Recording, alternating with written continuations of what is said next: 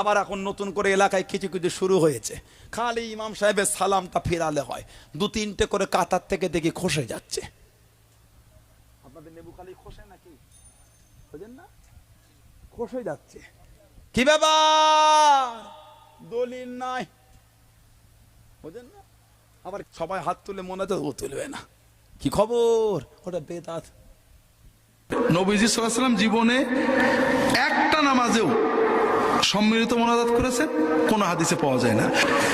সমাজের লোক বোঝে না ইমাম সাহেব কি বলে, হাত একটু মোছে। আর আপনাকে আরেকটা কথা বলা যেতে পারে, আপনি তো বেদাতি একজন, মুরব্বী হলে কি হবে? আপনার বেদাতটা আপনার মাথায় চড়ে আছে, বেদাতটা আপনাকে ভালো লাগে। তা আমি শহীদুল্লাহ খান মাদানিকে জিজ্ঞেস করলাম নাগরিক টিভি প্রোগ্রাম শেষে, উস্তাদজি এই বিদাতটা কবে বন্ধ হবে? কতগুলো বুড়া আছে, এগুলা মরলে বেদাতটাও মরবে। ইতি দেখেছেন? আবার হাদিসের নাম্বার বলে, ওটা বলে না। বুখারী সে অত নম্বর হাদিস, মুসলিম অত নম্বর হাদিস। হাদিসের নাম্বার শিখেছো, হাদিস পড়তে শিখো। হাদিসের নাম্বার শিখেছো, হাদিস পড়তে শিখোনি। হাদিস আমরা একটা দোয়ার কার্ড একত্র করছি যেগুলো প্রত্যেকটা হাদিস দ্বারা প্রমাণিত। নবী সাল্লাল্লাহু আলাইহি ওয়াসাল্লাম এগুলো পড়তেন। সেই নামাজের পরের দোয়া জিকির যা আছে 10-12টা সবগুলো মুখস্থ আছে যাদের, তারা একটু হাত তোলেন। আন্দাজে তুলেন না, আমি কিন্তু জিজ্ঞেস করতে পারি।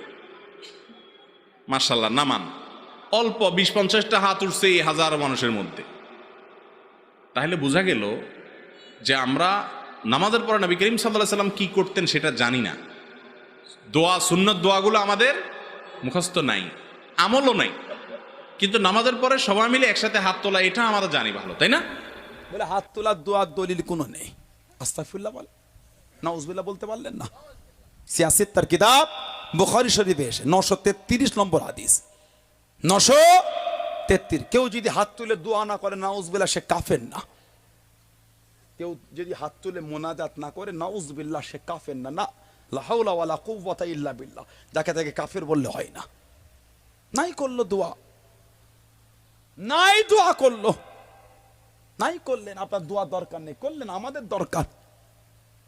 আল্লাহর রাসূল বলেছে আত-তাকদীরু লা ইয়ারুদ্দু ইল্লা ফিদ-দুআ। আত-তাকদীরু লা ইয়ারুদ্দু, মানুষের তকদির পরিবর্তন হবে না। জাফউল কালাম কিতাব এসেছে, এই যে কলম দিয়ে আল্লাহ মানুষের তকদির লিখেছে, ওই কলমের কালি শুকিয়ে গেছে। জাফউল কালাম, কলমের কালি শুকিয়ে গেছে। আত-তাকদীরু লা ইয়ারুদ্দু, তকদির পরিবর্তন হবে না ইল্লা ফিদ-দুআ। কিন্তু আল্লাহ পাক দয়াময়, দয়া করে দুয়ার খাতির আল্লাহ মানুষের তকদিরটাও পাল্টে দেন। যদি বলা গেল না সুবহানাল্লাহ, দোয়া করবেন। কারো যদি মনে হয় হাত তুলে দোয়া করবো না, নাই করলেন, নাই করলেন, তবে এটা বলবেন না দলিল নাই, বাজে অভ্যাস। ভাই, নবী করিম সাল্লাল্লাহু আলাইহি সাল্লাম সাহাবীদেরকে নিয়ে, সবাইকে নিয়ে নামাজের পরে এরকম হাত তুলছেন, সাহাবীরাও সাথে হাত তুলছেন এবং আমাদের মতো আমিন আমিন বলছেন। এটা নবী করিম সাল্লাল্লাহু আলাইহি সাল্লামের জীবনে কোনো হাদিস থেকে পাওয়া।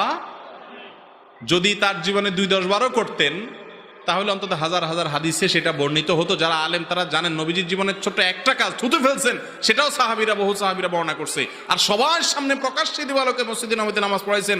যদি তিনি এই কাজটা করতেন, তাহলে কি পরিমাণে হাদিসে থাকতো যে নবীজির সাথে আমরা সবাই হাত তুলছি? একটা হাদিসও নেই। কথা কি বুঝাইতে পারছি? বাংলাদেশের সবচেয়ে বড় মাদ্রাসা হাটহাজারী মাদ্রাসা, সেখানে 5 ওয়াক্ত নামাজের পর সম্মিলিত কোনো দোয়া হয় না। আমি তো বলছি, কেউ যদি হাত তুলে দোয়া না করে নাউজুবিল্লাহ, সে কাফের না, নাই করলেন।